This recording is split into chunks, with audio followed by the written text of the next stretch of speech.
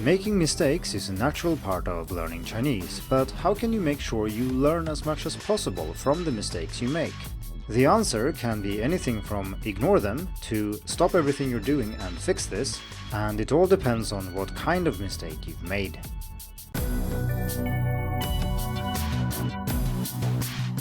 Hello and welcome to the Hacking Chinese podcast. In this week's episode, we are going to talk about mistakes and errors. And we make mistakes when we speak, whether it's our native language, a language we've studied for a long time, or if it's a new language. When we speak our native language or languages, we make mistakes all the time. Sometimes we fix them and sometimes we just don't bother. And somehow this feels okay. Very few people go around worrying about making mistakes in their native language. We believe in our ability to communicate anyway, and it's just not a part of what we're thinking about, even though of course we make mistakes. This is true for foreign languages as well, even though we have studied them for a long time. For example, when I record this podcast in English, which is obviously not my native language, I notice a lot of mistakes that I make when I speak English and that only are apparent to me in editing. So the problem isn't usually that I don't know how something is said, it's just that there are so many things to think about, such as what I'm going to say, the actual content, and then I have to worry about tricky long sentences and agreement between verb and object and so on. And that's one type of error, but there are of course others. For example, when we first start learning a language, we make many mistakes simply because we don't know better. We haven't heard anything in this area and we're simply guessing. And that's a different kind of mistake. Sometimes when we've learned a language for a little longer, we might have internalized a rule or a pattern, but then it turns out that this pattern is actually not the right pattern, or it's not the pattern that native speakers use or rely on. And then that's a different kind of mistake or error again. And this is exactly what we're going to talk about in this podcast episode. Different types of mistakes and errors and what to do about them.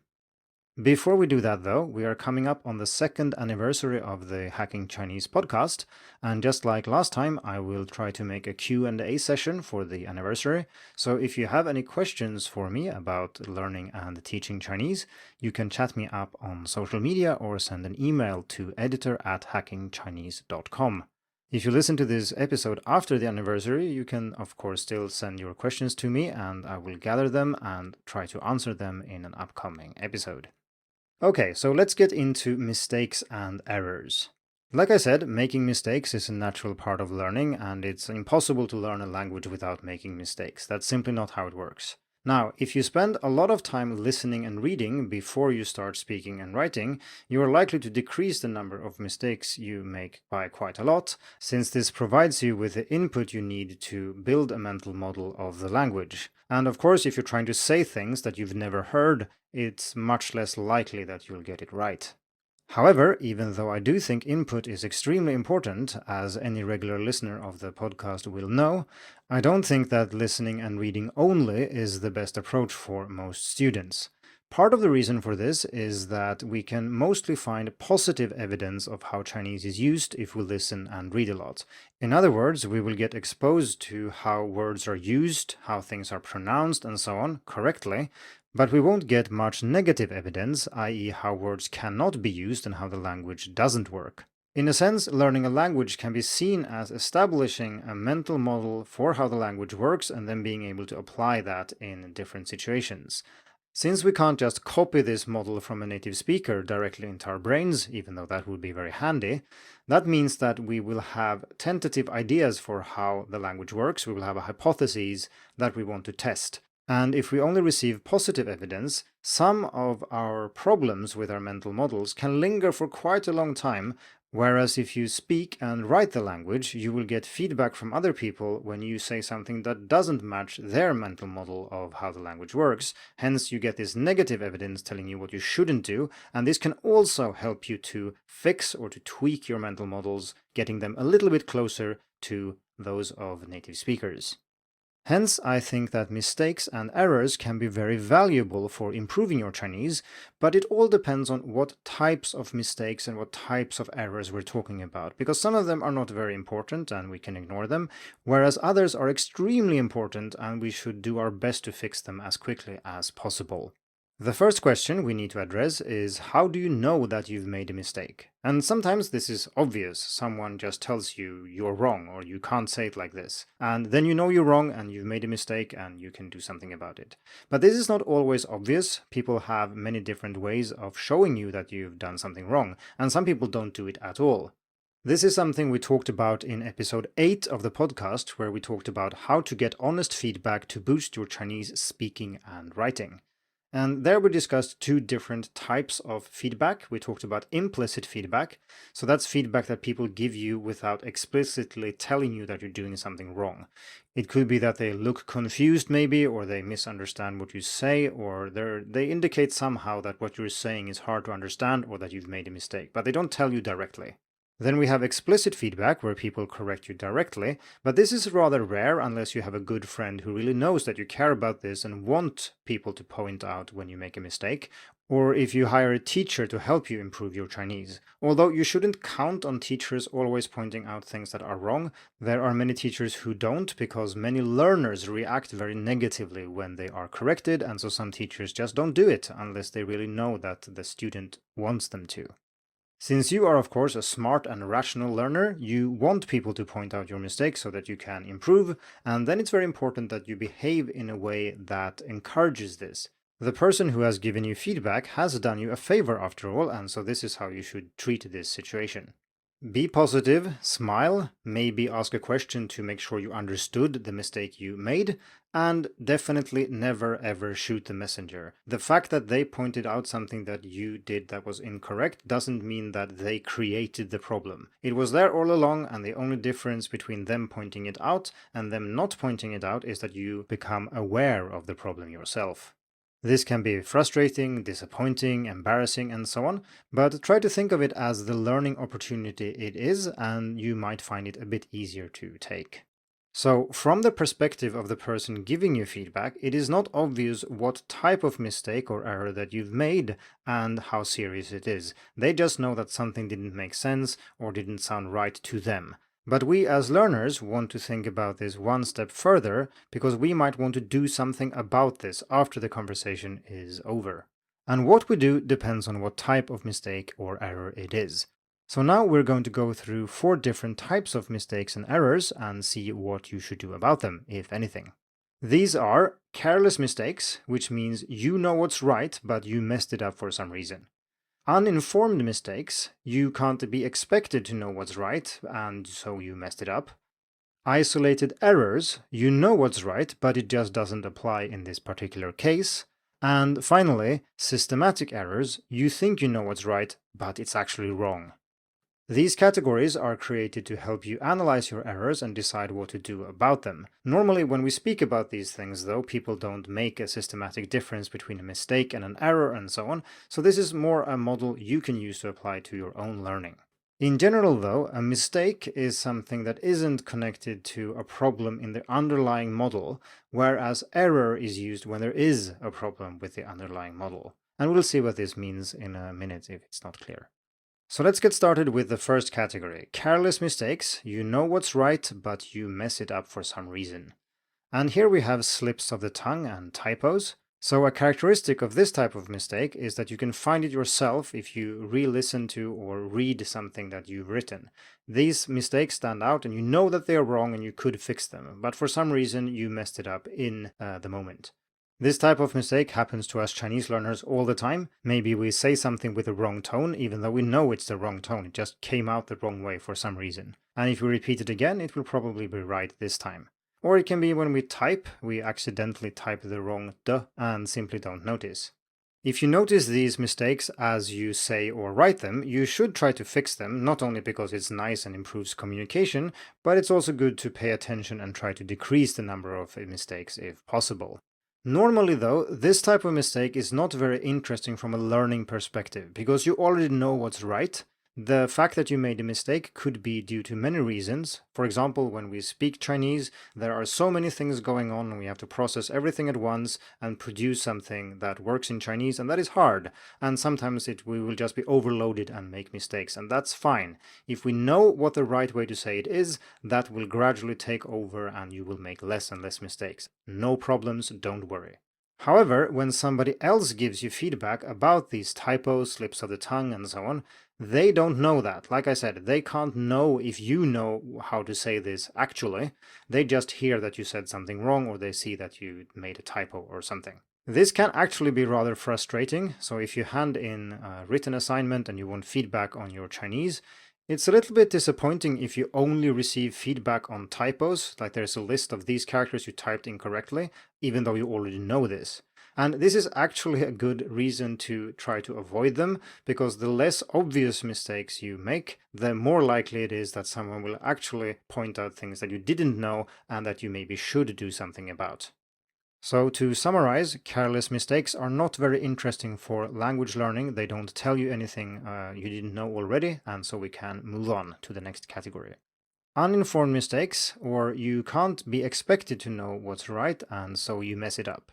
This happens all the time, especially as a beginner when you don't really have any idea of how to say something and you just guess. It's not that you have a carefully formed hypothesis of how something is supposed to be said, you test it and you find, oh no, actually I'm wrong, it's just you wing it or you guess based on English or something else. While you could try to avoid this type of mistake by reading and listening an awful lot before you even start speaking and writing, this is not practical for most people, so most of us will make a lot of mistakes in this category throughout our Chinese learning lives. The best way to treat this type of mistake is to view it as a learning opportunity, because that's exactly what it is. For example, if it rains a lot and you've never said this in Chinese, it's maybe tempting to say something like 雨很重, not knowing that 重 cannot be used to express heavy rain, although we do say that in English. Instead, Chinese people just use 大, so there is a big rain, which sounds weird in English, but that's just the way we say it in Chinese. And now you know that because somebody pointed it out to you. And this is a learning opportunity, it's input, you hear or you see this new phrase and so you can learn it. If it's something important you want to be able to say correctly and you don't think you'll run into it all the time, because then you'll learn it anyway, you might want to take notes. You can maybe add it to the flashcard program of your choice as well. Now we're leaving mistakes behind and we start talking about errors instead. And so errors are problems with your underlying model. So the first type is isolated errors. You know what's right, but it doesn't apply in this particular case. The difference here is that now you have an idea of how something works and you think you know how it works because you've learned it or studied it or observed it. But then when you use it, you figure out that no, it cannot be used in this particular case, and thus you need to adjust your mental model for that particular part of the language. If that sounds a bit abstract, let's look at a few examples. One thing that comes up a lot in beginner courses is the use of 和 as in and. And in English we can say sentences like I just said, where you just use and to link clauses together. So for example, I can say I like to watch movies and I also like playing basketball. Sounds a bit textbooky, but it's still grammatical English. In Chinese, however, 和 doesn't work like this, and you cannot use it to link clauses in this way. A beginner might say something like 我喜欢看电影和我也喜欢打篮球, which is wrong. This doesn't mean you have to relearn 和 from scratch and you've misunderstood how it's used completely, because of course it can be used to mean 和, and that is one of the basic meanings of this word. And you can say things like 我会说英文和法语, in case you can speak English and French. A similar example might be if you have learned the word for year, which is 年, but you haven't figured out yet that you can't use this word to describe somebody's age, because then you have to use 岁 instead. So saying something like 他5年 for he's 5 years old is wrong, and you're supposed to say 他5岁. So what should you do if you figure out you've made an error like this? The most important thing is to pay attention and make sure you know what the error actually was, which can be tricky sometimes. You might not hear the difference if it's pronunciation, for example, or you might not appreciate the nuance if it's grammar or something else. It's also hard to gauge the scope of a problem like this, because it could be that it's just one isolated case, which is what we're talking about here, but it could also be that this is part of a pattern, and the only way to figure out which it is if you collect enough examples to show that there is a pattern, or if a professional tells you that you have this systematic error in your pronunciation or grammar. But that is rather difficult to do, and most people will not just spontaneously tell you that, hey, do you know that you have a problem with this tone combination, or do you know that you use this particular type of grammar pattern incorrectly? That requires experience and also a lot of exposure to your Chinese to be able to see this pattern emerging. I've figured out many pronunciation errors myself by simply taking notes. And maybe someone says, hey, you say this word incorrectly. And then somebody else says, hey, you also say that word incorrectly. And when you've noted this down for a bit, you see, wait, there's a pattern here. All these words contain a third tone in the first position in a two-syllable word, or something like that. It needn't be very complicated, and you don't necessarily need to be Sherlock Holmes to figure these things out.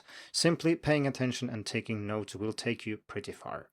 So finally, we have now arrived at systematic errors, i.e. you think you know what's right, but you actually don't. It's wrong. This is what you arrive at when you've observed enough isolated errors, meaning that they are no longer isolated, they are part of a pattern. And this means that there is something wrong with the underlying mental model, and you need to change it or completely replace it. This can happen when you form an hypothesis of how something works in Chinese, but it's actually wrong, although it's not immediately apparent that it is wrong, because the positive evidence that you see, i.e. Chinese used correctly, doesn't really offer you any opportunities to spot the discrepancy between what you think is right and what actually is right.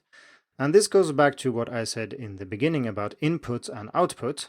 Because when you speak and write, other people can probe your hypotheses, your mental models, and check if they are right. A good example of this is the innocent-looking particle le, which is sometimes introduced and understood as a past tense marker. And this is wrong. It's in fact one of the things that I included in my list of 7 things you were told in Chinese class but that are actually wrong, link in the description. But it's easy to believe that it is right, at least as a beginner, because it kind of works in many of these types of sentences that you see as a beginner. If this is the first you hear about this, Chinese grammar usually doesn't talk about tense at all, and most people don't think that Chinese has tense. Instead, we have something called aspect, and the key difference here is that aspect refers to the status or state of an action. Is it completed? Is it ongoing? And so on. And le here is a completion marker. This is different from tense because that talks about when something happens, like on a timeline. Is it in the past? Is it in the present? Is it in the future? But you can have completed actions in the future or in the present or in the past. That's not the key point here. But if you think that it is a past tense marker, that you think le is a past tense marker, then you will go around and think that for a long time until you say something which fits your mental model but really doesn't fit the native speaker, and they will tell you the sentence you wrote here is wrong, and you might ask, but well, it took place yesterday, so I should have this le, and then hopefully someone will explain that no, you don't actually need le to express past tense because we don't have any past tense in Chinese. Naturally, the average person on the street will not be able to explain this to you in English, but if you observe many isolated errors like this, you might sooner rather than later figure out that there's something wrong with my idea here. This is not how it works. I thought it worked like this, but these examples show that it doesn't. You go online, you search a bit, and you find out how it actually works. Another example of this might be the third tone, which I mentioned quite a lot on the podcast because it's such a common problem. We talked about it in episode 26, but to put it very briefly, the third tone is usually a low tone, but many people pronounce it as a rising tone. I mean many students. So for example, if you're an American and you pronounce your country as 美国 with a rising tone on the first syllable, it's wrong. It should be a low tone, 美国. If you check out the written article about the third tone and scroll down to the comments, and there are a lot of them, you can see many students who say that this article changed the way they regarded the third tone and that it has helped them immensely to learn it. And that is because their underlying model for how this tone works was wrong and they needed a new one. So this is a good example of a systematic error. Like I said, spotting these systematic errors might be rather easy sometimes, but usually it's not. It requires a little bit of detective work or a professional helping you out. They are very important though, and this is the type of error you should probably try to fix as soon as possible, especially if it's related to pronunciation, as the longer you wait, the harder it will get to fix. I found out my problem with the third tone after having studied for about a year and a half, and it was a pain to fix. If I had spotted that after 3 months, it wouldn't have been much of a problem, I think. Of course, a year and a half is still okay. There are people who figure out they have some basic misunderstanding of how something works after studying for much longer than that, and it's much harder to fix. So if you suspect that you have a systematic error, probe it. Try to create situations where you think that you're right, but you might actually be wrong. Try it out with native speakers and see what they say. And if you find out that indeed your mental model is wrong, well, this is a great learning opportunity. And while it might not feel very nice to realize that you have a very basic problem with your Chinese, it's still always much better to know about the problem. Again, don't shoot the messenger. The problem was there all the time, and now you know about it. And that doesn't feel good, but it's much better than the problem being there, but you not knowing about it. Once you know that there is a systematic error, you can learn how it's supposed to be pronounced or spoken or written or whatever it is, and then you can start paying attention to what people say and write, and gradually update your mental model.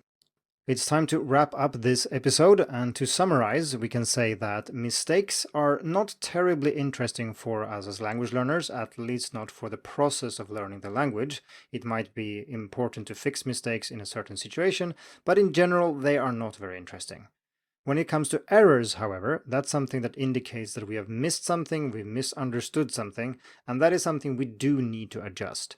And by being aware of these problems, we can then pay more attention when we read and listen, gradually update our models, and then one day we will have gotten rid of a systematic error and our Chinese will be much better for it. Thank you for tuning in to the Hacking Chinese podcast. If you like this episode, please share it. More information and inspiration about learning and teaching Chinese can be found at hackingchinese.com. See you in the next episode, and until then, good luck with your studies.